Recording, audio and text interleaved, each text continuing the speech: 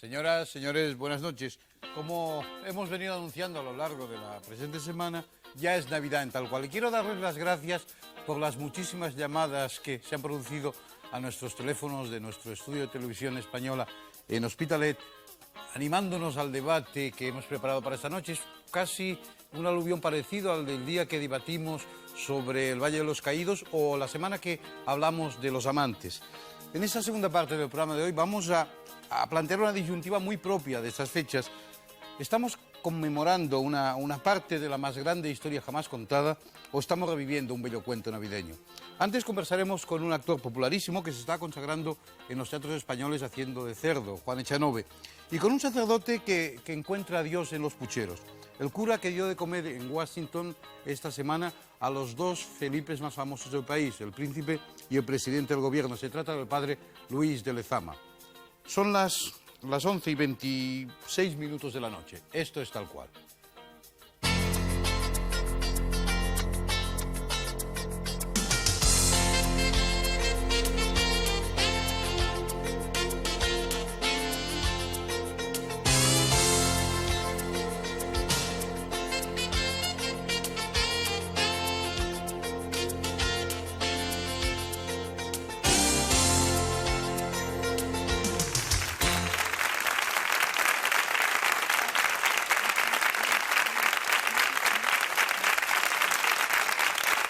Docenas de miles de espectadores en España han visto a nuestro invitado hacer de cerdo todas las noches, de 10 a 12 aproximadamente.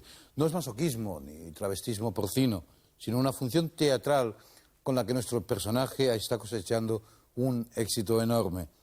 Recientemente ha hecho de chico en Las chicas de hoy en día, de sargento Arancibia en Las historias de la puta mili, de Francisco Franco en Madre Gilda y ahora de cerdo. Señoras y señores, quiero presentarles a Juan Echanove.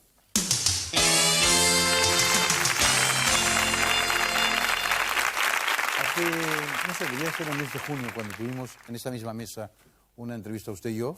Sí. Y era el momento en que estaba usted sumergiéndose en la piel del cerdo. Exactamente. Era 15 días, yo creo 15 días antes de irme a vivir a un pueblo de Córdoba que se llamaba Villanueva de Córdoba, a empezar a observar a los animales, a los cerdos en cautividad. ¿Era necesario? Al final no tanto. Ajá. Al final resultó que no era tan necesario la observación naturalista del animal, pero sí estuvo muy bien como comienzo, como punto de partida para afrontar el trabajo. Después de observar a los cerdos es cuando nos dimos cuenta de que no queríamos utilizar un comportamiento naturalista del animal para expresar una realidad humana, sino que realmente teníamos que profundizar en esa realidad humana y componer un personaje que tuviera unas claves con el espectador que pudieran acercarle a un cerdo, sobre todo por el hecho de la cautividad del cerdo. Pero fue muy importante y sobre todo fue muy bonito porque nos ayudaron muchísimo en este pueblo. Villanueva de Córdoba fue, vamos, un acontecimiento. ¿Estaba usted en una pocilga constantemente? Bueno, yo estaba realmente en un hotel. No, pero por las tardes y por la las oficina mañanas... suya estaba en la oficina pocilga. estaba en la pocilga, eso sí. Y entonces pues iba con distintos porqueros de la comarca que me iban explicando qué tipo de cerdo es este, qué tipo de cerdo es el otro, las distintas razas, los cruces, el ibérico puro, el ibérico no puro, todas estas cosas. Usted ha aprendido muchísimo de cerdo. Sí, de cerdo sé ¿Y muchísimo. usted sigue comiendo cerdo después de la función? Más que nunca. Por lo tanto, sabe escoger perfectamente ahora. Sí, sí, no, hombre, lo que pasa es que a mí me lo dice, hay gente que cuando termina la función dice, ay, no sé si podré volver a comer cerdo en la vida porque me ha dado tanta pena lo que usted dice. Y dice, no, señora, yo si quiere le invito ahora mismo a un bocadillo de jamón, pero tiene que ser ibérico. Ya. Es decir, esa es la diferencia, ¿no? Es decir, que lo que pasa es que sí que hay una cosa, es que el cerdo sufre tanto en su vida para poder llegar a ser jamón que, hombre, dentro de siempre hay distintas calidades, pero si al final eres cerdo para convertirte en foie gras, no es lo mismo que ser un cerdo ibérico el que saquen dos buenos jamones de pata negra, ¿no? ¿Su cerdo es ibérico? No, mi cerdo no es ibérico. Mi cerdo es mucho más común que un cerdo ibérico. Aunque tiene un tono grisáceo y tiene un tono de encierro, realmente no es un cerdo privilegiado él. Ajá. El cerdo ibérico dentro de lo que es la... O sea, no es un pata negra. No. Mi cerdo sería un cerdo rosa, lo que pasa es que tampoco responde a un poco a ese estereotipo también que es el cerdo rosa, que es el cerdito de Walt Disney o el cerdito hucha, ¿no? En el fondo, mi cerdo lo que es no es pata negra porque es un cerdo común. Es decir, y en cuanto a la similitud humana, tampoco es un hombre pata negra porque es un ciudadano común y corriente. Ajá. ¿Dónde está el paralelismo de la historia del cerdo y el hombre? Yo creo que básicamente podría estar en un pensamiento que les pueda unir, que es posiblemente el de engordar para morir. Yo creo que el hombre explota el cerdo en toda su extensión desde que nace hasta que muere y luego consigue un aprovechamiento total de todas sus piezas, y la sociedad explota al hombre de la misma manera desde que nace hasta que muere, y cuando ya ha explotado de él todas las potencias humanas, todas las potencias del alma que tiene, de la creación, del trabajo y de todas estas cosas, cuando ya lo ha explotado del todo, no se lo come, pero lo mete en un asilo o en un psiquiátrico, o lo abandona, o le condena al peor momento de su vida. O sea, el hombre, yo creo que es un animal profundamente poco inteligente en ese sentido, es decir, lo más alejado al punto de partida de la vida de la especie, es decir, el hombre anciano, es el hombre más abandonado por la sociedad, cuando tendría que ser todo lo contrario, tendría que ser el más cuidado, ¿no? Su cerdo, cuando al final de la obra, en el último acto, ve que se termina la comida, que ya ese día ya no come, tiene conciencia clarísima de que ya llega el sacrificio. Sí, como mucho está a 12 horas del sacrificio, en ese momento. Y entonces desea morir, desea ser sacrificado. Sí. Hay un momento que no se puede permitir caer en la desesperación del miedo a la muerte, y sobre todo hay una cosa que no puede soportar, y es la idea de que se olviden de él. La idea de que vayan a matar a otros cerdos y a él no. La idea de que por una razón que él no pueda controlar, el porquero decida mandarle otra vez al campo y volver otra vez a hacer todo el camino de vida que lleva un cerdo. Claro, un cerdo en 16 meses de vida pasa por distintas fases, digamos, ¿no? Desde el nacimiento, el destete, el engorde, la montanera, la pocilga, el sacrificio. Es decir, todo eso, desde que el cerdo no pesa más que este vaso, en 16 meses alcanza 14 arrobas, que son unos 150 kilos. Es decir, un cerdo se sabe absolutamente cuánto anda, cuánto come, cuánto se reproduce, con qué otros cerdos está, cuándo se queda solo, cuándo le van a hacer el ayuno preparatorio para limpiarle de las impurezas y para provocarle un estrés, porque el cerdo es un animal que, igual que el hombre, se estresa. O sea, cuando pasa de un estado a otro, sufre pérdida de apetito, mareos, todas estas cosas, porque sufre un estrés. Y el último estrés, claro, es el que produce unas infiltraciones rápidas de grasa dentro de la carne magra, que es esas cositas blancas que tiene el jamón bueno. Las vetas esas de grasa. Son unos puntitos que parece que tiene como migas de pan. Esas son las últimas infiltraciones del cerdo, ¿no? Eso se consigue solamente provocándoles estrés. Sabe usted mucho de cerdos, realmente he aprendido muchísimo. Sé mucho más de cerdos que de teatro. Eso es lo malo. Debería de haber aprendido más teatro y menos cerdos. Es curioso porque sabe usted que los actores en general se les suele encasillar. Uno empieza haciendo papeles cómicos por accidente o por sustituir a uno y acaba haciendo toda la vida papeles cómicos. O uno hace unos papeles muy dramáticos o hace de galán y está hasta los 60 años haciendo de galán. ¿No tiene miedo usted a que le encasillen en el cerdo o en algo parecido? O en monólogos, por ejemplo, Yo, hasta ahora, desde que yo me estoy dedicando a esto de ser actor, siempre ha habido posibilidad de encasillar. Es decir, esta es una pregunta que he respondido muchas veces, tú bien sabes. Es decir, siempre se me podía haber encasillado como el hijo bueno de una familia de madre única que quiere ser notario, no me encasillaron. El joven borracho de las tabernas de Tiempo y Silencio, tampoco. Es decir, yo lo que pasa es que he tenido un tipo de trabajo siempre. En esto tengo que agradecer mucho a los directores y a los productores, que siempre han creído que yo soy una especie de actor que se mueve muy bien en todos los terrenos. Y nunca me han dejado repetir un papel. A mí ya me hubiera gustado que alguna vez me hubieran dejado algo que tuviera una cierta, digamos, seguridad para afrontar un papel. Pero tú fíjate, por ejemplo, los últimos tiempos, es decir, en el último año. Yo hice Madre Gilda, que es Franco, y después de Madre Gilda pasé a hacer Mi hermano del alma, que era una película en la que interpretaba un vendedor de seguros agresivo y maricón. Y luego Historias de la puta mili, que era un sargento de cuchara, que no tiene tampoco que ver con ninguno de los dos, y después el cerdo, o sea, quiero decir, y después del cerdo vendrá otro que no tenga nada que ver con el cerdo.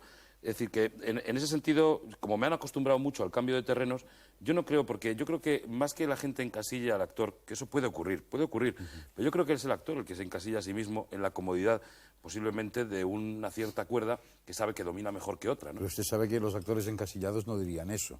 Dirían que les encasillan. Hombre, claro. No sé si dirían la verdad, pero Claro, que dirían claro. que los encasillan. Claro, ¿no? claro, hombre, dirían que les encasillan, y en el fondo también es verdad. Es decir, que hay veces que además cuando la oferta de trabajo es limitada, pues ya si un actor funciona en algo, lo lógico es que también se piense en él para esas cosas, ¿no? Pero romper el encasillamiento se puede romper de alguna manera, aunque uno hiciera todos los mismos papeles, ¿no? Es decir, evidentemente Jerry Lewis era un actor encasillado en Jerry Lewis, ¿no? Pero hay grandes películas de Jerry Lewis que no son las del personaje de Jerry Lewis del tontito que va por los almacenes tirándolo todo, y hay peliculones de Jerry Lewis que bueno, serían muy buenos verlos también.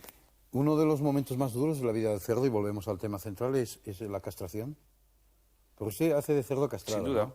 La castración se produce en el momento del nacimiento, claro. Ya. ¿Pero le no traumatiza toda la vida? Sí, sí, parece ser que sí. Parece ser que sí. O sea, físicamente, digamos, en lo que es el cerdo físicamente, le traumatiza. Parece ser que sí que le traumatiza, pero sería mucho más traumatizante, evidentemente, la castración. La castración tiene mucho que ver con el engorde y tiene mucho que ver con el sabor del jamón luego. Es decir, no se les castra, aparte que se les castra por limitar la capacidad sexual, porque el cerdo es el animal que más se reproduce. La capacidad sexual de un cerdo es, como la función se dice, es 10 veces superior a la de un toro de lidia, o 5 veces superior a un caballo semental, y 100 veces superior a la del hombre. Es decir, que si se dejase a los cerdos reproducirse en perfecta libertad, habría una sobreproducción de cerdos impresionante. Y, como también dice la función, habría que empezar a pensar en la posibilidad de dejar de sacrificar cerdos y empezar a sacrificar porqueros. Es decir, claro, porque tú imagínate lo que sería esa reproducción de cerdos. Pero bueno, ya digo, al cerdo no le debe de producir tanto estrés, al cerdo natural, al cerdo del campo, como al cerdo de mi función. Al cerdo de mi función sí que realmente la castración le produce su imposibilidad de vivir más absoluta. ¿Hay paralelismos entre estar encarcelado en una piara, sin moverse prácticamente, con pocos metros, entre un hombre secuestrado? Esto, mira, yo lo dije hace poco. Realmente quien se dio cuenta de esto fue mi madre. Porque mi madre es una fan de la función, claro, como su hijo Sí, lo hace, pues como imagínate, madre. claro. Tu padre también será un fan del programa, ¿verdad? Claro. Esto es lo que pasa con las madres. Bueno, pues mi madre Pero es de fan, agradecer eso. hombre, por supuesto, y además porque ven luego cosas, ¿verdad? Como ven muchas cosas, ven cosas que luego te dicen y verdad. Yo estaba de gira, no sé si después de San Sebastián, pues en Logroño, creo, y me llamó, y cuando liberaron a Julio Iglesias Zamora, me dijo, ¿has leído El País? Y yo dije, pues no, todavía no lo he leído y tal. Y dice, bueno, pues léelo, porque lo que cuenta Julio Iglesias Zamora no tiene mucho que ver con lo que dices tú en la función. Y evidentemente, cuando él hablaba del encierro en un cubo de 2,60 metros por 1,80 m o algo así, y que él superó el encierro dejando su cuerpo en cautividad, pero su mente estaba en libertad, circulando con su familia, y que el contacto que tenía con el mundo exterior, con los porqueros, era la comida, era el alimento y el tiempo que le quedaba de vida a través del comedero. Todas estas cosas, esta discusión sí que yo de repente un momento dado pensé y dije, y es verdad, quiero decir, lo que expresa la función claramente, la función que yo hago, es la pérdida de la libertad de un individuo desde la que nace hasta que muere, pero por propia voluntad. Quiero decir, el encierro al que muchas veces nos sometemos todos por propia voluntad, por no querer salir al exterior a enfrentarnos y a comunicarnos con la gente, ¿no? Decir, ¿no es muy aburrida esa función usted solo haciendo de cerdo? Hombre, hubiera sido menos aburrido si hubiera llevado a las mamachicho, si hubiera hecho una rifa. Unas cuantas cerditas. Lo que pasa es que este concepto, claro, pero este concepto del aburrimiento y es verdad, a mí me gusta que me preguntes esto, porque sí que es verdad que durante mucho tiempo ha circulado una idea, yo creo que en cierto modo falsa, dentro del espectáculo, y es que el espectáculo tenía que ser ligero, liviano, que el espectáculo estaba que el espectador lo que tenía que pagar una butaca para ir al teatro era para olvidarse de todo, que ya suficientes problemas tenía en la vida como para meterse en un teatro y afrontar un problema. Yo me estoy dando cuenta, o yo quiero creer, en realidad esto es un discurso que yo me hago a mí mismo, yo quiero creer que el espectador lo que quiere es emocionarse. Es decir, lo que quiere el espectador es sentir cosas de verdad, y ya sea a través de la mentira o a través de la verdad, que el actor le pueda comunicar conmoverle, en una palabra, que pueda conmoverle. Y yo creo que incluso que se tiene demasiado miedo a la tristeza y demasiado miedo a la melancolía. Y cuando uno está deprimido y está mal y tiene muchos problemas, yo creo que es mucho peor salir y encontrarte con un mundo maravilloso y que uno sabe que es irreal. Pero si tú te vas a un teatro y reflexiona a alguien contigo sobre algo que tú no has podido reflexionar ni con la persona que tienes más cerca por temor a ser considerado un poco marginado, pues lo ves en un teatro, está bien. Pero bueno, lo que dice la gente en todo caso de este monólogo es que es corto. Yeah. Cosa que ya, a nosotros cuando nos dijeron las críticas que era que se hacía corto, ya el director, 1 hora y cuarto, sí. El director y yo dimos saltos de alegría, porque eso ya era un logro increíble, porque evidentemente un monólogo es una pieza, dentro de lo que es el teatro, el monólogo supone la pieza más complicada en cuanto a dureza para el espectador. ¿Pierde usted peso? Pierdo peso, sí. Cada día. Pierdo 2 kilos por función, pero a la vista está que los recupero inmediatamente comiéndome luego una buena ración de pata negra y un poquito de agua. Vamos, usted como 3 litros de agua. No ha sido nunca cerdo, pero tuvo que meterse en una piara para entender un poco la psicología del cerdo y el comportamiento. No ha hecho usted la mili, en cambio ha hecho de de Sargento Arancibia en Historias de la puta mili, y no creo que tenga usted grandes ideas de dictador, y en cambio se ha metido en la piel de Franco para hacer Madre Gilda. ¿Qué le ha costado más de los tres personajes, dada la inexperiencia que tenía en cada caso? Lo que me ha costado más ha sido el cerdo. ¿Más? Sí, sí. El reto más fuerte ha sido componer ese personaje, el cerdo. ¿Un sargento no es difícil? ¿Un sargento chusquero? No, el sargento no es difícil, y además en este caso quiero decir que en este caso la película de Historias de la puta mili estaba muy clara en el guión, y lo único que yo tenía que hacer era preocuparme por disfrutar con Manel Esteban, que es un director verdaderamente maravilloso. Digamos que a mí de toda la película lo que más me ha gustado ha sido conocer a Manel y trabajar con Manel. Es decir, yo trabajaría con Manel mañana mismo y no tendría por qué ser Historias de la puta mili. O sea, yo no estoy enamorado de Historias de la puta mili y sí de Manel Esteban, Sí, de alguna manera. Que usted ha hablado bastante mal de la película. No es que hable mal de la película, es que yo tengo que ser sincero. Quiero decir, no, yo no hablo mal de la película, pero de alguna manera a mí no me gusta ese género. Ya. Lo que pasa es que, ya te digo, que no me guste a mí ese género, personalmente, yo quizás debería callarme estas cosas y siempre decir que todo es muy bonito, porque seguramente jugaría... Eso es lo que hacen los actores en el tiempo de promoción. Luego Pues sí. dicen lo que quieren, pero... No, yo tengo que promocionarlo, pero a mí, es decir, el espectador, por mucho que yo diga si me gusta o no me gusta una película, Historias de la puta mili va a ser un éxito, está clarísimo. Se hizo para eso y será un éxito. Y es más, yo siempre he dicho que me parece que la película es mala y por eso será un éxito. Porque está planteada así. Porque si, lo peor que le podría ocurrir a Historias de la puta mili es que mañana saliera un crítico y dijera que la película es una obra de arte. Pues entonces no iría a verla a nadie. Y como aquí se trata de vender muchas entradas y que vayan a ver Historias de la puta mili, yo lo que sí que siempre he dicho ha sido que Manel Esteban para mí está muy por encima de Historias de la puta mili. Y conocer a Manel ha sido hacer un amigo en Barcelona, y eso, vamos, para mí eso es, haría otra vez la puta mili. No Historias de la puta mili, haría la puta mili por conocer a Manel Esteban. Me encanta. De todas maneras, esa película va a ser, sin duda, un éxito, diga yo lo que diga. Y en este caso, además, lo que pasa es que a mí no me gusta... Si yo tengo que contarte lo que siente un cerdo en cautividad y si tiene o no relación la función que yo hago con el secuestro de Julio Iglesias Zamora, es decir, si tú luego me preguntas a mí si me gusta Historias de la puta mili y te digo que sí, te estoy mintiendo. Y entonces supongo que perdería credibilidad al decir que el encierro que yo muestro en el escenario tiene alguna relación con el encierro tan horroroso al que ha sido sometido un ser humano que no tiene perdón de Dios lo que se ha hecho con él. ¿Y la piel de Franco? La piel de Franco... la piel de Franco... Eso casi... Bueno, fíjate tú. Fueron 2 años y medio de preparación de ese personaje. O sea, más que la del cerdo. Mucho más, sí, mucho más. Lo que pasa es que, no sé, en este sentido, posiblemente cuando preparas un personaje en cine y tienes tanto tiempo, no vas tan vendido, no es tan problemático, ¿no? Tienes tranquilidad, tienes mucha documentación, es una figura real, es una figura metida en la cabeza de todos los espectadores a sangre y fuego. Todo el mundo tiene un Franco en la cabeza, tienes que conectar con ellos. O sea, es un trabajo de máxima responsabilidad, sin duda. Pero está bien llevado, quiero decir, se puede llevar. Sabes perfectamente que es un trabajo que hay que desarrollar día a día.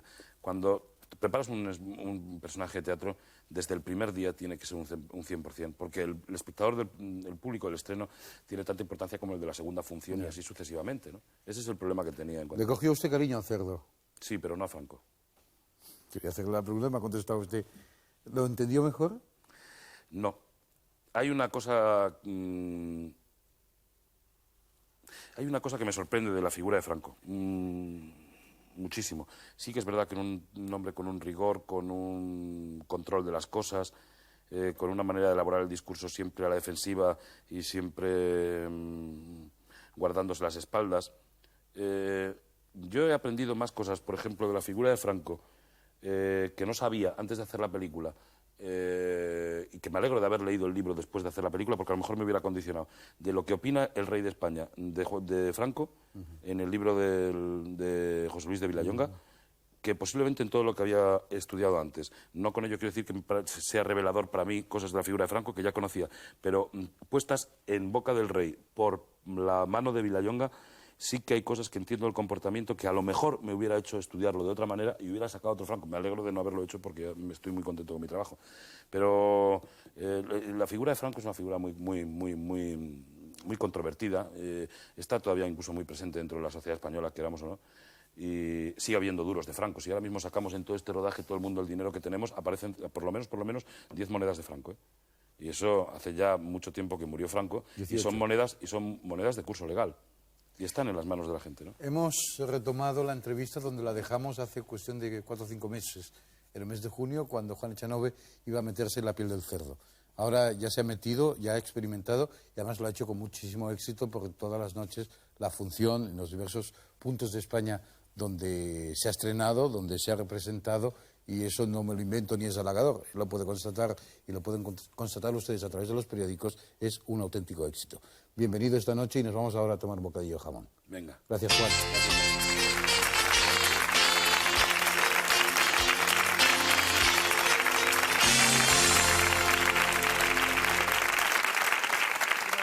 Nuestro programa dentro de muy breves instantes. Preparamos este intenso debate sobre el gran cuento de la Navidad. Pero antes vamos a conversar con un interesantísimo personaje. Se trata de un sacerdote restaurador, no en el sentido de que restaure imágenes de santos, no, que es restaurador como creador de una serie de restaurantes famosísimos.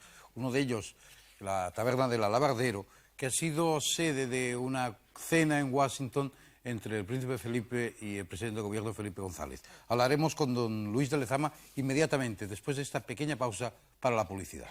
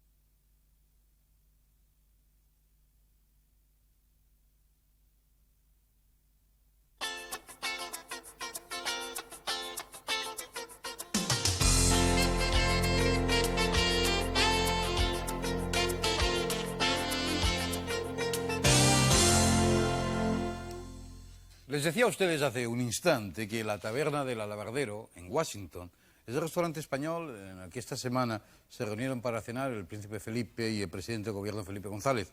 Pero este es un restaurante muy peculiar, forma parte de una cadena de restaurantes creada en España hace 19 años por un sacerdote vasco que además ha ejercido de periodista y que en gastronomía es toda una institución. Quiero presentarles al padre Luis de Lezama. Buenas noches.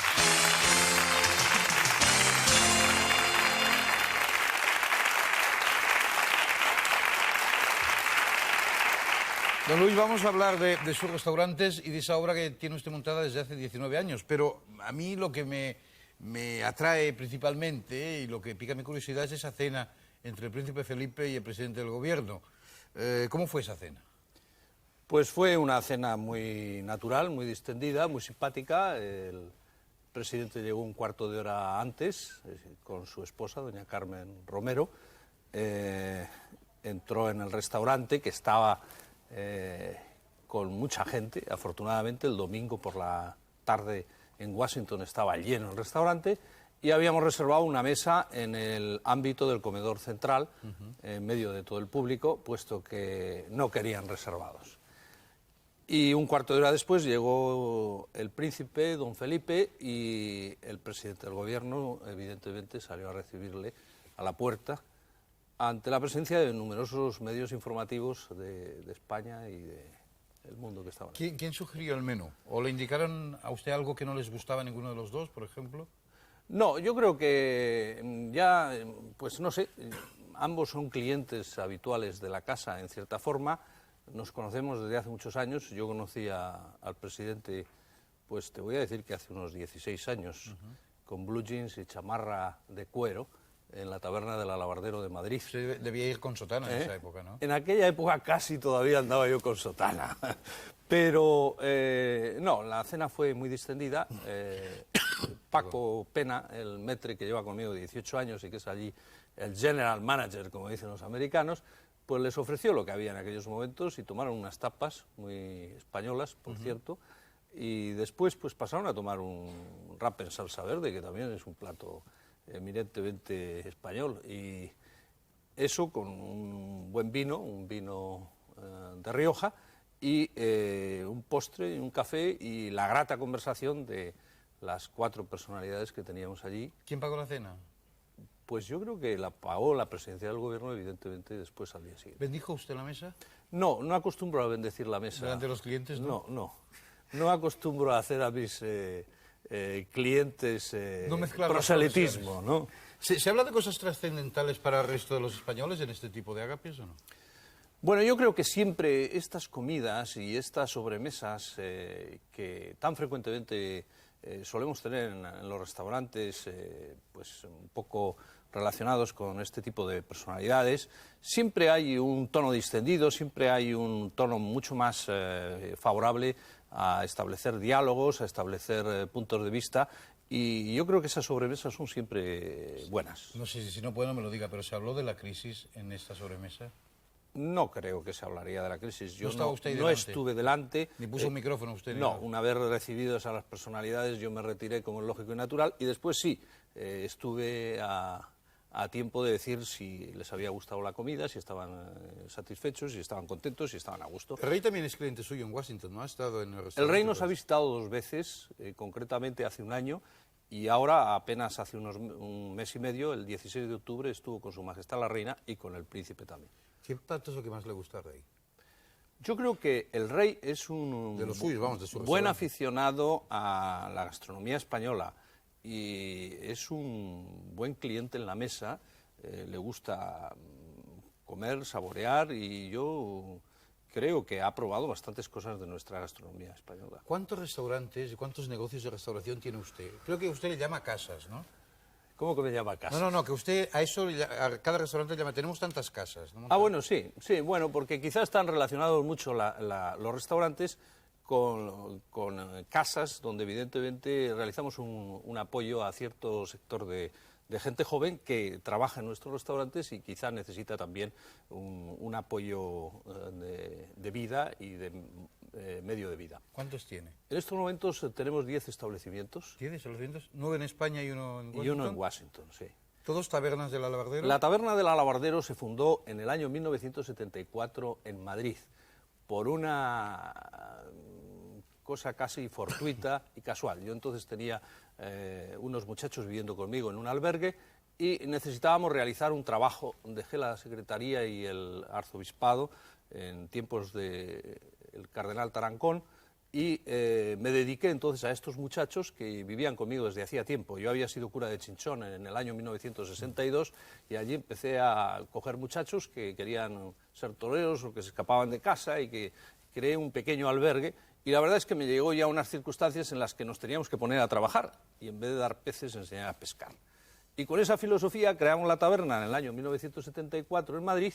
Esa taberna ha ido después, creó el Café de Oriente, se creó Taberna del Alabardero de Puerto Banús en Marbella, que ya va a cumplir 15 años, y después ha ido rodando las cosas. Nuestros propios equipos han ido creando nuevos equipos de preparación. Siempre llevamos por delante un proyecto de preparación humana. Es decir, para mí la hostelería es el modus operandi o la forma de educar a un nivel de gente y de poder conseguir, evidentemente, un trabajo profesionalizado a corto plazo. Padre, usted no debe parar. Está en Washington, está en Madrid, está en Sevilla, está en Marbella. ¿Es usted un cura yupi?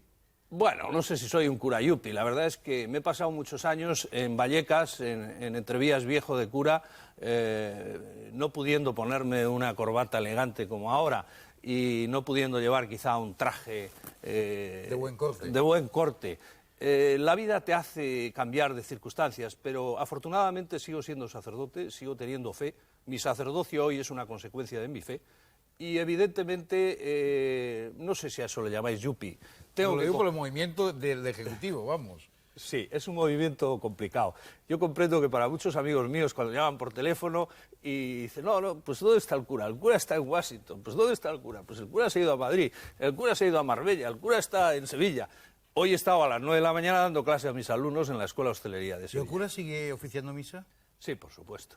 O sea, normalmente, vamos. Sí, hace... ¿Usted ejerce de cura? Sí, hace 3 días pues dije misa en la parroquia hispana en Washington, que es donde cuando estoy en Washington voy, y dije la misa del día, la Inmaculada. ¿Y practica usted el voto de la obediencia? Pues hasta ahora me ha resultado bastante fácil, porque me han mandado poco, es decir, me han permitido bastantes cosas y gracias a eso quizá hemos ¿Y el podido de la crear. castidad? Ese es bastante difícil, pero no tengo más remedio que pasar por el trance. Oiga, ¿y el de la pobreza? El de la pobreza no lo tengo. Es decir, los sacerdotes diocesanos no hacemos voto de pobreza, a diferencia de las congregaciones religiosas, y podemos tener propiedades, lo cual me hace y me permite, evidentemente dentro de un sentido jerárquico y con respeto a mis autoridades, yo dependo del cardenal de Madrid, en estos momentos soy diocesano de Madrid, pero me hace y me posibilita ser presidente de las compañías en las cuales participan la gente que trabaja conmigo desde hace 19 años. Usted tiene socios, esos muchachos que empezaron incorporándose en el año 74 a la primera taberna del Albardero y que ahora deben ser sus gerentes, sus directores. Efectivamente. Son socios, tienen sociedades anónimas. Ellos son los que administran, los que dirigen, los que gobiernan la compañía y tenemos quizá un grupo directivo que lo forman los 6 o 7 más antiguos, que toma las determinaciones y sobre todo prepara los nuevos proyectos, puesto que no pensamos parar. Es decir, nuestra compañía o nuestras sociedades, Taberna del Alabardero, Café de Oriente, tienen siempre un proyecto de futuro y más en estos momentos de crisis creo que es importante. ¿Cuántos trabajadores tiene usted? Creo que somos más de 350. Más de 350. ¿Y nota usted la crisis de los restaurantes? Sí, la notamos, pero precisamente porque notamos la crisis, porque sabemos que es un reto y que es difícil, estamos agudizando nuestro ingenio y creando nuevos productos que están saliendo al mercado. La Escuela de Hostelería de Sevilla, por ejemplo, que hemos constituido en sociedad al 50% con la Caja de Ahorros y el Monte de Sevilla y Huelva, en estos momentos es un reto importante. En el ámbito de Sevilla, querido Ángel y queridos espectadores, sobre todo de Sevilla, saben muy bien que la profesionalización es un gran reto en la hostelería y que tenemos que conseguir que un jefe de cocina sepa manejar lo que es la herramienta informática, sepa lo que vale un plato, sepa hacer un escandallo y constituya un negocio auténtico y veraz. ¿Hay más crisis económica o más crisis religiosa?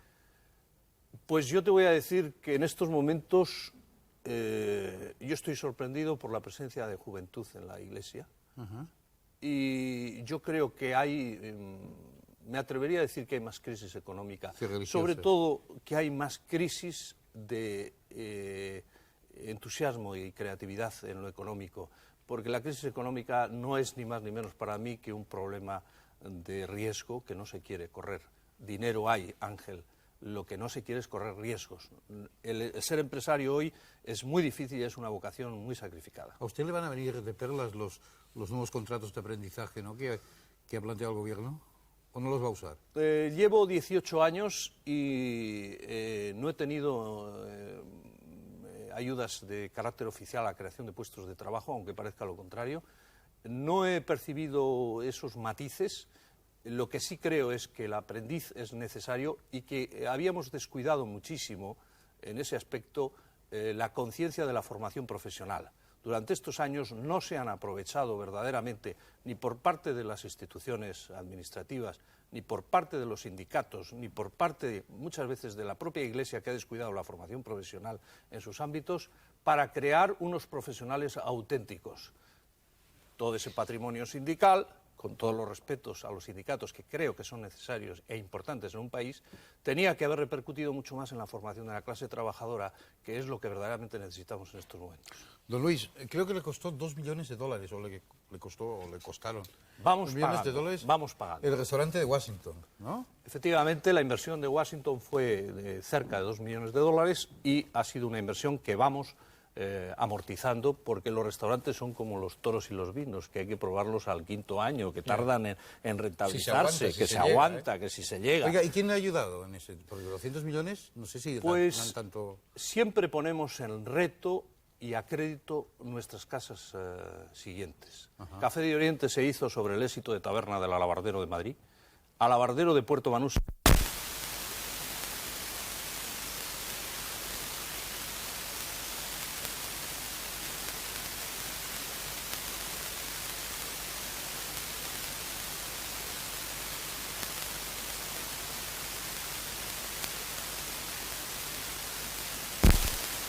Y esta es la ventaja y la suerte. Don Luis, entre sus clientes está la conferencia episcopal. Sí, curiosamente hemos servido a la conferencia episcopal 2 veces, es decir, la primera vez que se reunió con Su Majestad de los Reyes el año pasado, en otoño, y ahora con la presencia de Su Santidad le hemos servido en el último viaje de Su Santidad a España. ¿Y quiénes saben comer mejor, los eclesiásticos o los políticos? Yo creo que no depende del título, depende de las personas. Yeah. Hay mucha gente que es eclesiástica y que es buen gourmet y que son verdaderamente buenos clientes en el sentido de condescendientes, afables, saben valorar las comidas. Hay políticos que evidentemente son buenos gourmet y lo que sí es mucho más sensato de lo que parece esa terminología de la comida política o de la comida eclesiástica cuando se ve tan de cerca y tan seguida como la veo yo. Dentro de unos instantes vamos a pasar al debate. Le Al invitamos, debate. don Luis, y ya que le tenemos aquí, a que se sume usted. Pero me gustaría, como punto de partida, hacerle a usted la pregunta. Pregúnteme, Eso- sáqueme, padre. Venga, para usted no le voy a confesar, no se Venga. preocupe. Además le voy a absolver absolutamente y no le voy a dar penitencia. Para usted los hechos que se conmemoran en la Navidad son historia cierta o son un bello cuento. Pues mira, yo como todos los que tenemos fe he tenido una gran incertidumbre y una gran duda. La sigo teniendo. La fe se crea sobre la incertidumbre, no sobre la evidencia. Si yo tuviera evidencia no sería fe, no tendría ningún valor.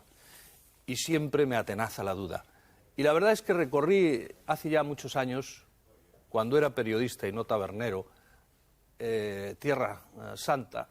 Me fui para una semana, me quedé un mes. Y lo que más me impresionó es que aquella historia que me habían contado de niño, que había aprendido en los textos, era verosímil. Pero yo iba a Nazaret en un autobús de línea y vislumbraba cómo podía ser Isabel y cómo podía ser María, cómo se podían haber encontrado las primas y haber hablado de sus cosas en las pequeñas barriadas y en los lugares más sencillos. Dejé a un lado todo lo que a los turistas nos enseñan cuando vamos a Tierra Santa y perseguí por Belén un poco cuál era la vida de un carpintero o de una mujer que iba a la compra con el niño en la mano. Vi tan real, tan verosímil, que independientemente de analizar los manuscritos de Qumran que se acababan de descubrir, vi una certeza cierta, vi una seguridad, y la historia que me habían contado, que yo había estudiado en la Sagrada Escritura, era para mí tremendamente verosímil y me tranquilizó. Junto a don Luis de Lezama estarán con nosotros Pitita Redruejo, Esther Vilar, Gonzalo Puente Ojea, el sacerdote Eduardo Gil de Muro y Josep Vicent Marqués. Eso será en un instante, porque ahora nos vamos a la publicidad dándole las gracias a don Luis de Lezama, dándole la enhorabuena por esos éxitos gastronómicos, por esos 300 y pico de trabajadores que tiene usted a su cargo, que ya es tener. Y le espero en el debate inmediatamente. A ustedes también, señores y señores. Una pequeña pausa y volvemos con Tal Cual.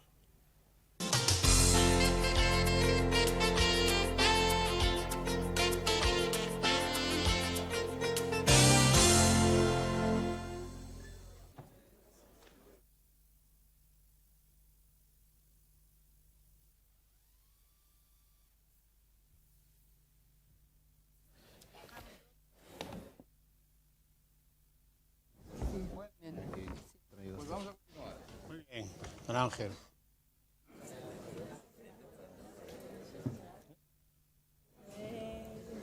Davant mateix. Sí.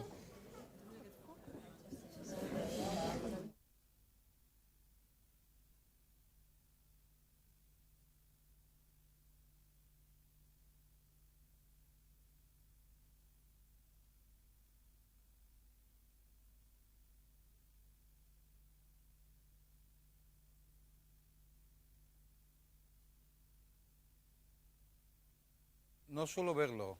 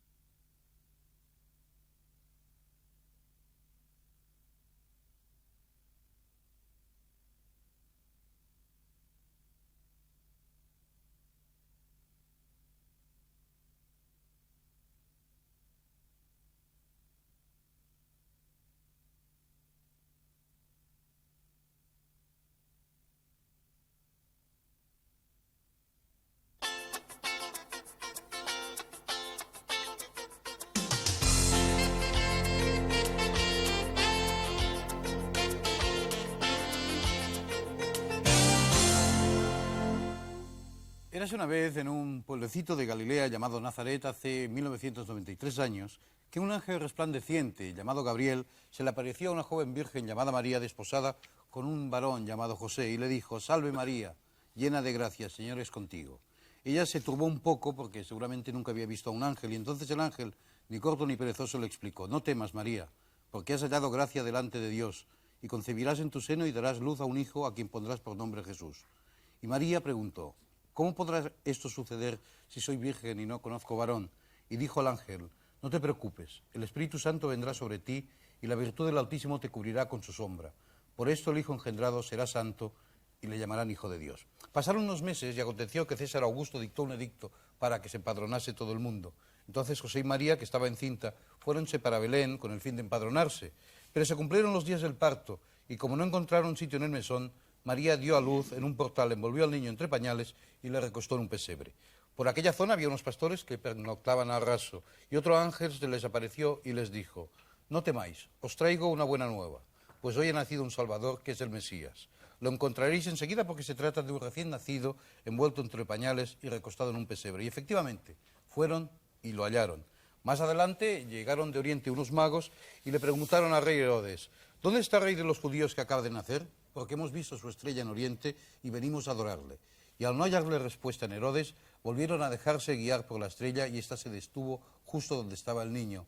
Y postrándose de hinojos le adoraron y le ofrecieron oro, incienso y mirra. Estos son los hechos que recogen un poquito de cada uno los evangelios de Lucas y Mateo.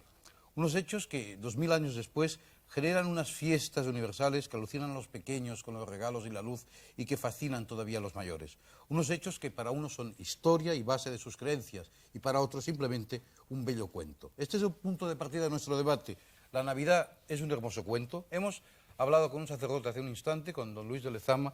Él nos ha manifestado su opinión y vamos a irles presentando los debatientes de nuestra mesa principal. Y aparte que se los presentamos, les hacemos esta pregunta: ¿la Navidad es una historia cierta o es un bello cuento? Buenas noches, Pilar Reduejo. Buenas noches. Ella, como saben ustedes, posee una gran devoción mariana, lo ha manifestado muchísimas veces. Y bueno, ella yo creo que va directamente a la pregunta: ¿es una historia cierta? La Navidad es su mismo nombre lo indica: Navidad, natividad, nacimiento del Hijo de Dios, el nacimiento del Redentor, de nuestro Redentor. Para nosotros los cristianos la Navidad es la fiesta más importante que puede haber. Es un hecho religioso que lo avala la historia y por supuesto no tenemos la menor duda de que Cristo nació en aquel 24, la noche del 24 al 25 de diciembre. y estamos, toda nuestra fe está basada en ello. O sea, usted dice, o afirma, o cree, Yo que creo. es un hecho absolutamente cierto Absolutamente y probado cierto. históricamente. Probado históricamente, avalado por la historia. Vamos a hablar con otra mujer. Se trata de Esther Vilar. Ustedes seguramente han oído hablar muchísimo de ella desde hace más de 20 años porque publicó un libro polémico titulado El varón domado, pero ella no solo es el varón domado. Es una mujer que ha escrito 14 obras de teatro, ha publicado varias novelas, ha escrito libros como El encanto de la estupidez, Historias de amor para un zoólogo, y creo que está a punto de publicar en España Los detalles de la vida eterna. Buenas noches, Esther. Buenas noches. ¿Usted qué piensa? ¿Que es una historia, la más grande historia jamás contada, fehacientemente, o es un bonito cuento? Bueno, es una historia buena que emocionó a mucha gente en todo el mundo por mucho tiempo, pero creo que no tiene ninguna relevancia si es verdad o no. La gente creería cualquier cosa en este caso porque quieren creer, de cualquier manera quieren creer. Y no se trata de una adoración especial hacia Jesucristo por el motivo por el cual son cristianos, sino que necesitan algo, hacen un negocio bastante brutal los cristianos con su iglesia, necesitan algo que les garantice la sobrevivencia, la vida eterna. Yo veo a las iglesias, a todas las iglesias, no solamente la cristiana, como unas compañías de seguridad, no de vida, sino de sobrevida. Con ellos firmamos una póliza que nos permite vivir después de la muerte y lo hacemos porque tenemos un miedo tan enorme de la muerte que firmaríamos cualquier cosa, es decir, les prometemos obediencia aquí, les daremos la obediencia de nuestros hijos, los hacemos bautizar, les damos soporte material y ellos en cambio hacen una sola cosa, prometernos la vida eterna. Este es el negocio que está detrás de las religiones. Yo creo que es un debate abierto en el cual todo el mundo puede opinar de todo. De todas maneras, yo le pido a Esther, ya sé que ha hecho una ampliación de la historia hacia otro lado, que nos ciñéramos un poco al tema, porque yo creo que el tema es suficientemente duro y largo como Es el tema. Si complicamos después la historia. Creo que esto forma parte de otro debate, No. Lo que venden las iglesias. Pero bueno, vamos a continuar. Josep Vicent Marqués, sociólogo, escritor y periodista. Buenas noches, bienvenido, Josep Hola, Vicent. buenas noches. ¿Me haces la pregunta o empiezo ya directamente? Pues, yo quiero contar un cuento triste, cristiano y terrible de Navidad. Vamos a ver. Pero antes querría decir que nosotros, los ateos cristianos, lamentamos mucho que una historia que es cierta, lo más cierto del mundo es que nacen niños pobres en las afueras, marginados, con motivo de circunscripciones, inscripciones o con motivo de falta simplemente de aceptación de personas, es una historia que es tan cierta que ocurre todos los días.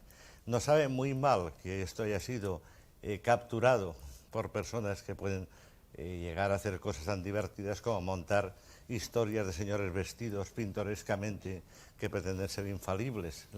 Lo más contrario de una mula, un buey, un niño y un gentío de gente. Yo cuento mi cuento triste, Ángel. Sí, cuente usted. Es un Ya cuento veo que aquí nadie se va a triste. centrar en el tema, cada uno va a ir por lo suyo. Venga. Este es un cuento triste de Navidad, un cuento en que piensa, bueno, no quisiera destripar el cuento. Había un hombre muy piadoso, mucho más de lo que puedo serlo yo, tanto como ateo como si fuese creyente. Era un hombre bondadoso que dispensaba su trabajo gratis. Yo no puedo hacerlo, yo soy sociólogo y no es fácil hacerle una encuesta gratis a la gente. Esta persona tenía esa profesión tan bonita que permite hacer tanto el bien como es la medicina. Y una noche de Navidad, una noche de Nochebuena, que volvía a su casa, ya tarde, después posiblemente de haber trabajado un poco para él, otro poco para los demás, vio un vendedor de globos, una de esas personas que forman parte de lo que llamaríamos la infraestructura de la Navidad. Y este hombre, que era un hombre efectivamente bueno, aunque añorase, creo que nuestro querido amigo Gonzalo Puente lo conoció, aunque añorase espacios perdidos políticos para España, por los cuales ni siquiera se riñeron guerras actuales, sino viejas guerras carlistas, dijo, este pobre hombre a las 9 de la noche, cargado con sus globos, y le dijo, buen hombre, le compro todos sus globos. Nada más hermoso que el momento, el impulso que le llevó a comprar todos los globos a este hombre para que fuese a su casa a pasar la Navidad. Y cuando este señor le dio los globos, le dijo, ¿y qué le debo? Nada, don fulano, usted me operó gratis de cataratas. De todas maneras, Es terrible, está muy bien es terrible. está muy bien el cuento, lo que insisto en que nos vamos un poco de tema, ¿eh? Perdón, es No, que no, bien, la bien. Navidad solamente dura un día. Bien. Y este es el caso límite del Señor que por espíritu navideño, que yo comparto, aunque desde mi modestia laica o atea, le jorobó las Navidades a esta persona. La caridad tiene sus límites, la justicia es ilimitada. Don Eduardo Gil de Muros, me permite, vamos a pasar la palabra. Ustedes lo conocieron, lo conocen ustedes, pero aparte estuvimos en una interesante entrevista. Él es el crítico, es sacerdote y crítico de misas de ABC, que es una profesión insólita en el mundo, me parece a mí. Ya Sí, lo comentamos en creo- su día, creo ¿eh? que es única, sí. Creo que usted es único, vamos. ¿Qué piensa usted del tema? Y no me cuente un cuento, por favor. No, en Ciñáseme, absoluto no voy a porque si no, contar no un acabaremos. cuento. No voy a contar un cuento, ni voy a ser absolutamente nada dogmático. Lo que acabas de leer, el cuento bellísimo que acabas de leer al aire de los Evangelios, a mí me parece el envolvente de una historia en la que se encierran 2 o 3 de los dogmas fundamentales del cristianismo. No me importa que haya sido el 24 por la noche, el 25 por la mañana, el 26 o el 30, no me importa. No me importa incluso que no hubiera sido en Belén, que sí fue en Belén. No me importaría que la Anunciación no hubiera sido en Nazaret, que sí debió ser en Nazaret, porque allí vivía la Virgen. Lo que me importa es que se nos dice que hubo una anunciación de la llegada de Dios convertido en carne en el seno de una mujer, que esa mujer lo dio a luz, que hubo una revelación de esa divinidad hecha carne a los hombres y que esos hombres fueron declarados desde ese primer momento universales destinatarios de este mensaje de la divinidad en la tierra a través de los magos, de los reyes, contados por San Mateo. Usted, de todas maneras, ha hecho una elipsis ahí. Me falta un tema que es que ha dicho fue madre, pero no ha dicho usted fue virgen. Pero Sí, de todas sí, maneras, he dicho, sí, ¿lo ha a una dicho? virgen, sí, sí. Yo no lo había, Sí, sí. este matiz no lo había cogido. De Sí, todas sí. maneras, de este tema hablaremos más adelante. Pero para usted no le importa tanto si es verdad o mentira, sino que la historia... le No, parece- no me importan tanto los detalles, Los la detalles. precisión de los detalles. La verdad, sí, la verdad la admito en bloque. O sea, ¿usted cree que es verdad? Sí, sí, sí, lógico. Don Gonzalo Puente Ojea también ha estado algunas veces en nuestro programa. Es embajador, fue embajador en el Vaticano, es un hombre polémico, es escritor. Don Gonzalo, ¿qué dice usted? Bueno, yo tengo que decir lo siguiente. La religión cristiana se caracteriza respecto de otras grandes religiones universales en que dice que se basa sobre documentos históricos, documentos datables, documentos verificados por una tradición constante, etcétera, etcétera. Vamos a ver si esto es verdad. Si uno toma los sinópticos, que es el elemento de referencia básico para conocer algo del núcleo histórico que podría existir en la persona de Jesús, entonces se encuentra con unas discordancias radicales en cuanto al lugar de nacimiento, en cuanto a año de nacimiento y, desde luego, también en cuanto a fecha de la festividad concreta, el día en que nació. Si uno toma parte de Mateo, de Marcos y de Juan, la patria de Jesús es Nazaret. Nazaret, patria en el sentido del lugar de nacimiento. Si uno toma el capítulo 2 de Mateo y el capítulo 2 de Lucas, resulta que nació en Belén. Y para justificarlo se habla de que tuvo que ir la Virgen, acompañada de su esposo putativo, a dar a luz a Belén, porque tenía que nacer en Belén. Porque tenía que nacer en Belén, según el relato evangélico, porque Quirino, que era legado de Siria con jurisdicción también sobre Palestina, había decidido hacer un censo de población. Bueno, esto es totalmente falso. Primero, el Imperio Romano en ese momento no era el dominus, no era el soberano de Tierra Santa. Por lo tanto, hasta el año 6 después de Cristo, 27 del reinado de Augusto, es decir, después de la deposición de Arquelao, cuando pasa a ser provincia romana es cuando se decreta el censo famoso de Quirino. Entonces resulta que entre el año 6 y el año 4 antes de Cristo, que es con toda seguridad, con arreglo a la cronología antigua, cuando nació Jesús, la era cristiana no empieza el año 1, sino que empieza el 4 antes de Cristo, en el mejor de los casos, probablemente el 5 o el 6, si se tiene en cuenta, como diré enseguida, el degollamiento de los inocentes. Entonces resulta que de una cronología establecida ya con carácter firme, desde el siglo fines del V y principios del VI por Dionisio el Exiguo, es evidente que él da como dato básico del nacimiento de Jesús el 754 de la fundación de Roma. Sabemos perfectamente por la historia romana que Herodes murió en el 750, es decir, 4 años antes del nacimiento de Cristo. Y sin embargo, Mateo dice que en los días de Herodes nace Jesús. Por lo tanto, ahí ya hay 4 años entre la fecha que da Mateo y que repite Lucas y la fecha de la era cristiana. Pero es que además se da el caso de que el censo de Quirino se establece después del 6, que es cuando Roma depone a Arquelao y se convierte entonces Judea en provincia directa romana y se nombra naturalmente primero un procurator, después un prefecto. De todas maneras, esto está muy claro. Jesús pudo haber nacido entre el año 4 antes de Cristo o el 6 después de Cristo, pero aún hay más. Como Mateo se inventa en el capítulo 2 el famoso degollamiento, orden de degollar a los inocentes, es decir, a los niños hasta menos de 2 años, y por eso tiene que huir a Egipto y se está aproximadamente un par de años divagando por ahí hasta que regresa a Jerusalén, vamos a suponer en el mejor de los casos que Jesús en ese momento tiene entre 1 y 2 años. Como Herodes muere en el 4 antes de Cristo, quiere decirse que Jesús nació por lo menos el año 5 antes de Cristo, ya son 11 años. Por lo tanto, en cuanto a la fecha de nada menos que del nacimiento del Salvador, encarnado, hombre, etcétera, etcétera, no sabemos ni el lugar, porque se contradicen los testimonios llamados documentales, y no sabemos el año. Y en cuanto al 25 de diciembre, por favor, ninguna persona seria que tenga un mínimo de ilustración histórica podrá ignorar que el 25 de diciembre fue una fecha que al principio no existió para la comunidad cristiana, que únicamente aparece por primera vez en un documento escrito que es el catálogo, mejor dicho, el calendario filocaniano, que se llama así porque Filocanio fue el que lo ilustró, pero que fue mandado a hacer por el Papa Liberio para establecer en el año 354, es decir, pasada la mitad del siglo IV, para demostrar cómo era la sucesión episcopal romana, que también es una invención que ya había recogido Eusebio de Cesarea. Es decir, que realmente la fecha 25 de diciembre realmente únicamente se da como la fecha del nacimiento, el tránsito del 24 al 25, por primera vez por un hombre aceptado como testimonio eclesiástico, que es Dionisio el Exiguo. Pero lo que es cierto del 24 de diciembre es que es el solsticio de invierno, es decir, es el momento que los astrónomos señalan como el punto de mayor declinación austral del Sol con relación al Ecuador. Y por lo tanto, en el hemisferio boreal significa que es el día más corto del año y la noche más larga del año. Es decir, es la noche en que los antiguos decían que nacía el dios Sol. Y era la fiesta que se llamaba en lengua latina, en la parte occidental del imperio, Natalis Solis Invicti. Esto iba precedido por una semana de grandes orgías, las Lupercalia, en que se celebraba una divinidad, Saturno, que en aquel momento era la divinidad del culto de la siembra del grano.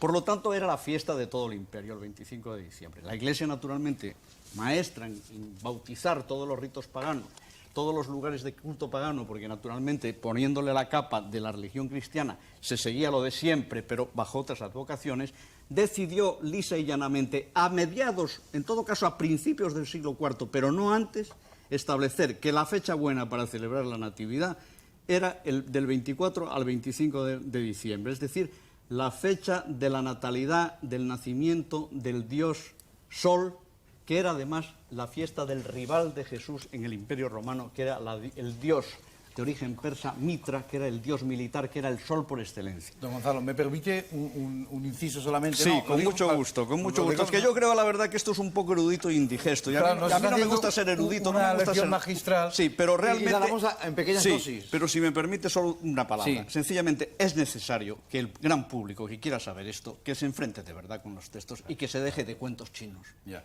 ¿Puedo decir Pitita. una cosa? Yo una vez más admiro la erudición del embajador, Todos con el que he la admiramos. tenido alguna ocasión ya de hablar de estos temas. Y yo lo único que quiero decir que para mí y para muchísimas personas como yo, que no sabemos tanto, desgraciadamente o felizmente, simplemente nos basta la fe. Nos basta la fe y nos basta la Biblia, los evangelios. No les basta porque se contradicen. Un momento, acá, déjeme acabar con Pitita, que diga lo que quiere decir. Los doctores de la Iglesia a mí me bastan. Yo los doctores de la Iglesia, los teólogos de la Iglesia, los evangelios a mí me bastan. Entonces, yo creo que no soy sola. Yo creo que hay millones de personas en el mundo en que no buscamos tanto, no indagamos tanto, simplemente tenemos una fe dentro de nosotros, tenemos algo dentro de nosotros que nos dice que esto es cierto, Sí, este es el problema. que Dios ha nacido. Pero es que es muy difícil hablar, Esther, es muy difícil hablar personas que creen, que tienen una fe, y la fe es una dádiva. Ya sé que al embajador le pone muy nerviosa esa palabra, pero es que lo es. La fe no se racionaliza, la fe es algo que tienes dentro, es un regalo. Entonces, claro, es muy difícil hablar cuando tú crees en otra vida, cuando tú crees en un más allá, cuando crees en que Dios se hizo redentor para salvarnos. Es muy difícil hablar de otra forma, ¿no? Lo sentimos. No sé si Esther quería hablar o Josep. Bueno, yo diría concretamente que lo que no se puede es esperar una información para luego decir, no, es que yo no quiero información.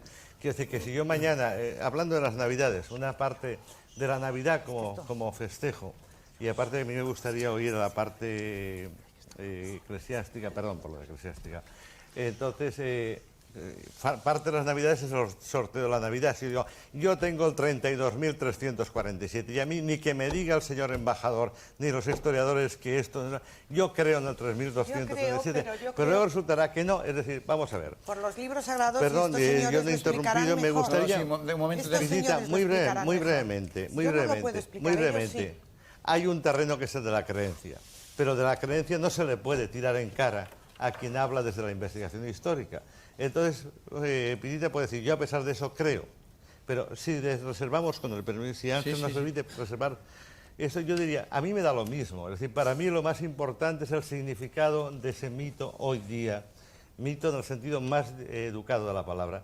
Entonces, ahora lo que no se puede es decir, a mí voy a dejar que hablen los historiadores para luego no hacerles caso. Habrá un aspecto que será el histórico y a mí me gustaría oír a las personas vinculadas a la Iglesia Católica pues unas palabras de afecto y aliento y de creencia en lo histórico para nuestro amigo Gonzalo, el cual se la juega. Don Luis está dispuesto a ello. Yo antes una cosa, a don Luis le preguntaría concretamente sobre el mito actualmente, es decir, en el caso de que sin reservar mesa apareciese en algunos restaurantes de la cadena una señora a punto de parir con un niño y sin documentación, ¿podría cenar en alguno de los restaurantes de la cadena? ¿Sí?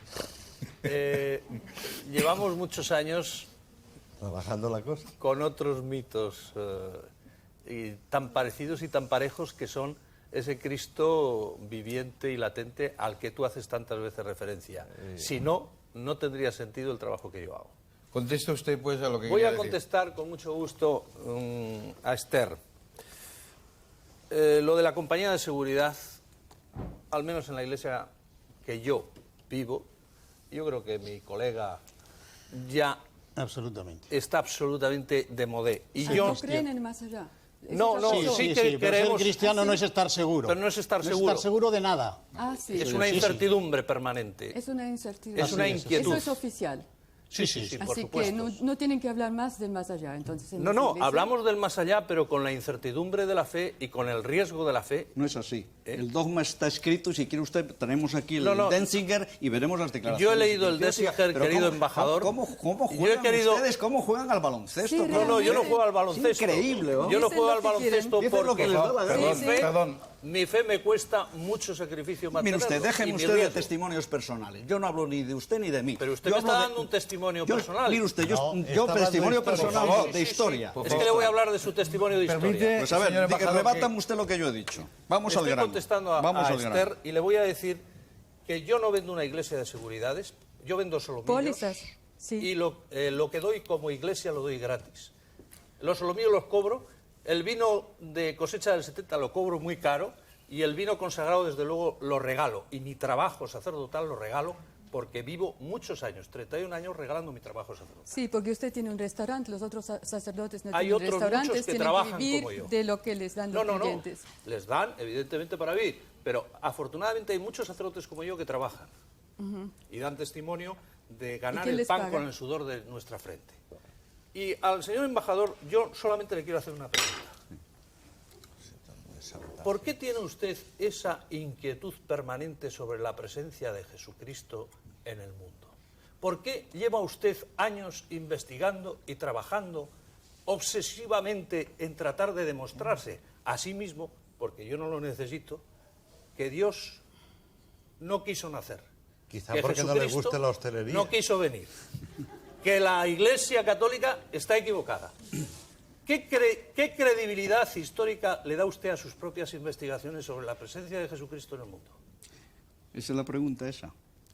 Está terminada. Mire usted, a mí las argumentaciones ad personam me parecen misérrimas y las más pobres de todo el tipo de argumentación. Por lo tanto, usted ya está argumentando, exhibiendo el problema personal que usted supone, porque yo no tengo problema ninguno, de un señor que fue embajador de España, que fue designado embajador ante la Santa Sede y que ha publicado libros.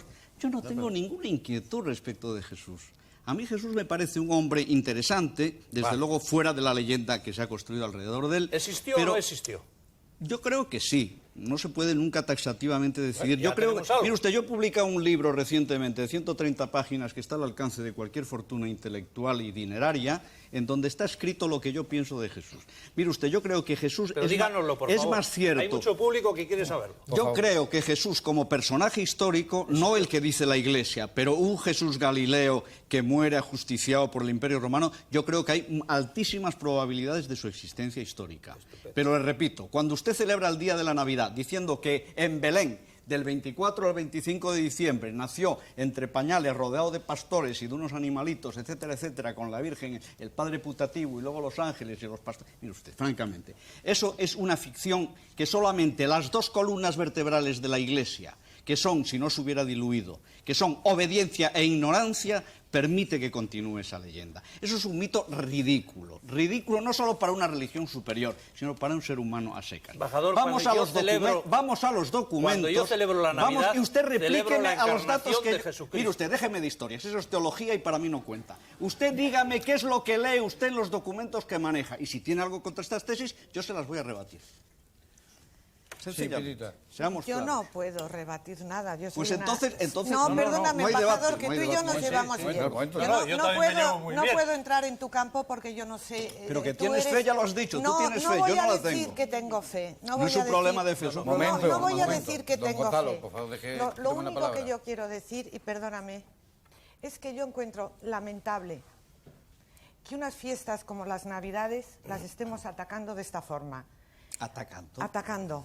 Esto lo encuentro lamentable, porque simplemente unas fiestas que, aunque solo sea a los niños, les dan tantísima ilusión, que fíjate tú cómo está hoy el día, cómo están los niños, mira lo que pasó en Francia con los que asesinaron los... Sí, lo cuento, ¿cómo está? ¿Celebra las Navidades o asesinarás? No, pero los niños, oye, no se puede quitar la ilusión a los niños, no se puede hablar de esta forma, se está haciendo un daño enorme a tantísimas personas que están viendo este programa. No se puede atacar de esta forma la Navidad, es lo único que yo digo. Propongo liquidar el programa por si hacemos... Oiga, no, perdone, yo tengo un tiempo concedido, no. o sea, me gustaría acabarlo. Yo quisiera Sí, que Esther ha pedido la palabra. Bueno. Cuando acabe, cuando acabe usted. No, yo simplemente que lamento muchísimo que se ataque de esta forma a estas No se fiestas, ataca. que son unas fiestas Perdón, entrañables. es que yo no puedo aceptar la palabra ataque. Pero bueno, yo estoy poniendo unos datos encima de la mesa. Mira, los que Nada más. creemos, tú no crees, yo sí creo, los que creemos que Cristo nació, el Hijo de Dios nació en la noche del 24 de diciembre, que lo creemos, y Eso no soy no da yo. lugar a Somos ningún debate. muchísimos, Por favor, don muchísimos. Le pido que se contenga. Simplemente lo que tratamos es pacíficamente, ya lo dijeron los ángeles, a los hombres de buena voluntad. Simplemente, pacíficamente, lo único que queremos es que nos dejen nuestra ilusión, que nos dejen nuestra Navidad, que nos dejen festejar con nuestras familias alrededor estas fiestas tan importantes para los cristianos.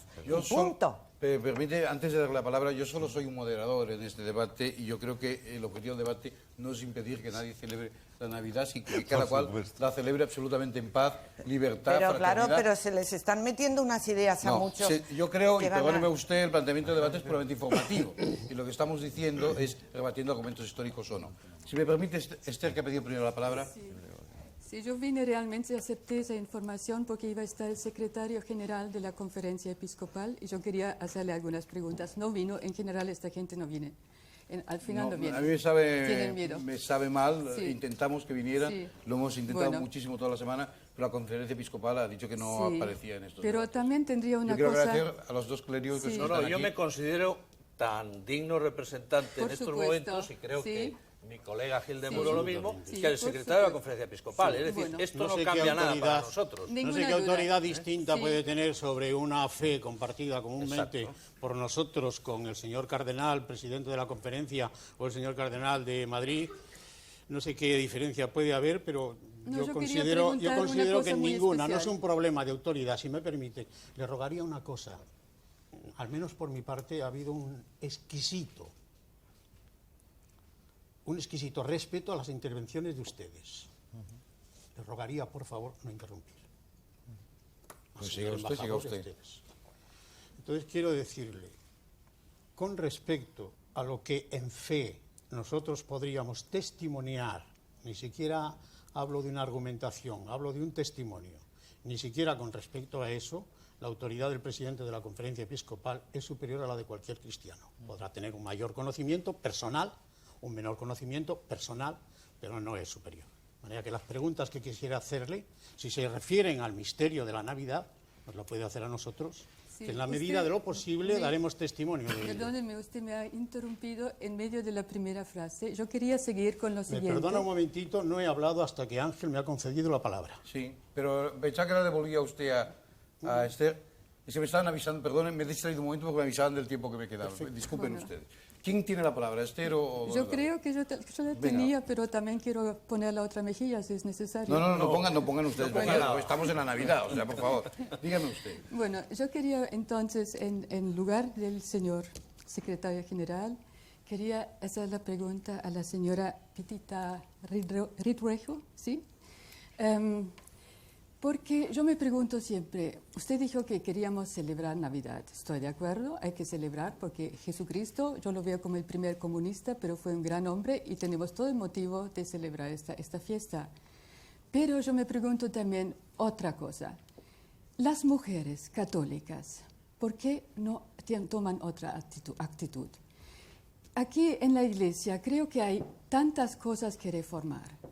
Este Papa, yo no quiero atacarlo otra vez, se ha hecho muchas veces, yo creo que es un hombre, hay que perdonarle porque no sabe lo que hace.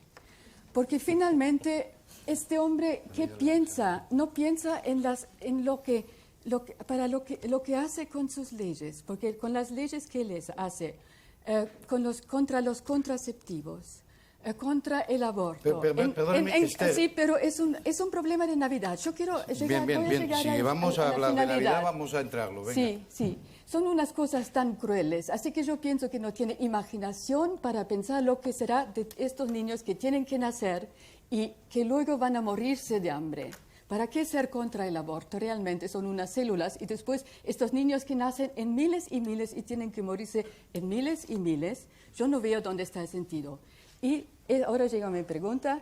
Yo no entiendo por qué las mujeres católicas no hacen algo contra esto. ¿Por qué aceptan que los hombres en esta iglesia las dirijan, les digan si pueden ser sacerdotes, si pueden ser obispos, si pueden ser papas? ¿Por qué no hacen una revolución? Esta chica ha cambiado, ¿eh? ¿Por qué no entran en huelga? Está comprendida la pregunta. Esta Navidad, es que por tenemos muy poco ejemplo. tiempo, Bueno, por favor. muy bien. ¿Comprendida? Sí. Mira, hablando de la Navidad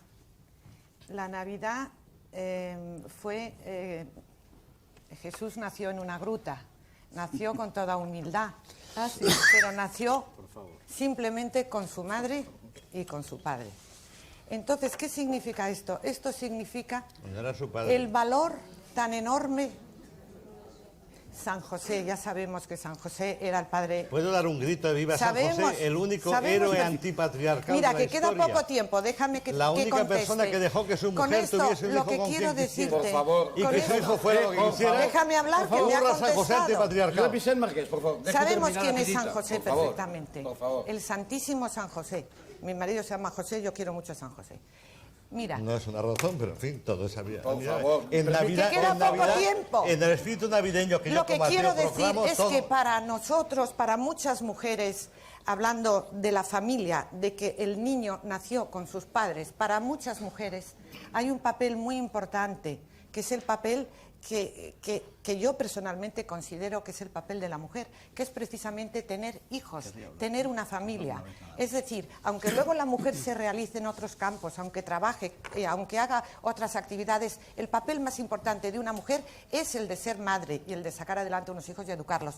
Y hablando del aborto, simplemente decir que el aborto es un crimen. Sí. Y que yo pero esto es otro debate. Por es favor. un crimen. No, es el mismo debate. El aborto por es favor. un crimen. Yo Por favor, un pido momento. opinar como el Cometido buen. por No los pueden niños. mismos como el buey. padres, Oiga, aquí por está los San José, mismos la mujer de padres. San José, yo soy el buey. Por favor. El buey quiere hablar. Por favor, Aborto es un crimen. Por favor, ¿me permiten ustedes que tome la palabra? Hombre, claro, No. si aquí cada uno viene a contar cualquier cosa.